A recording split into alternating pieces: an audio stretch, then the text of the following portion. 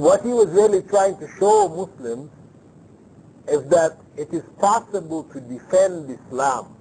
You know, there's enough there. I mean, these guys who have been attacking us all this time, you know, doing their missionary work amongst us, really their stuff is weak. You know, that's what he was basically showing here. They don't have any ground to stand on. It's really weak. You know? So he got into these arguments with them and showed them the weakness. You know, so it's very confrontational. So as I said, for the average Christian, you know, who feels pretty, you know, tight about his religion, he really likes his religion and so on. So this is like a slap in the face. You know, it turns off many. So there is another approach, which is that of introducing them to the Prophet Muhammad ﷺ, that he is mentioned in the Bible. This is another approach. Ahmadiyya uses it also.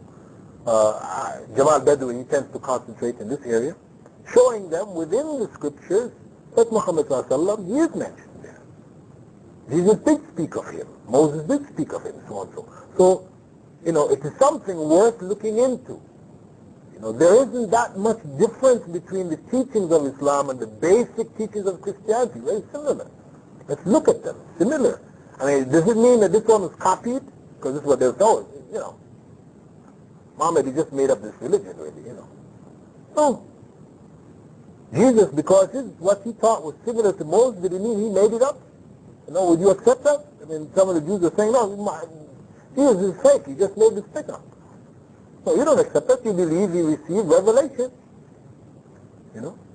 And it is on the basis of that that you accept his teachings. So the similarity does not necessarily mean that something is copied. So have a look. See what Islam is saying. Read the Quran, so and so. This is one approach. The other approach is to discuss with them logically, reasonably, about the concept of the Trinity. You know, historically, where did it come from?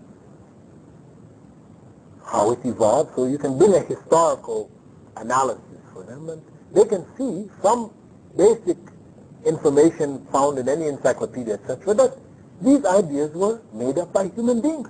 The early Christians didn't speak about it. It's not in the Bible and the scriptures, so and so. This was made up at a certain time in history.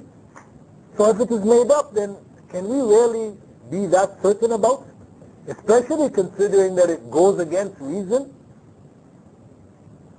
You know, this is an approach.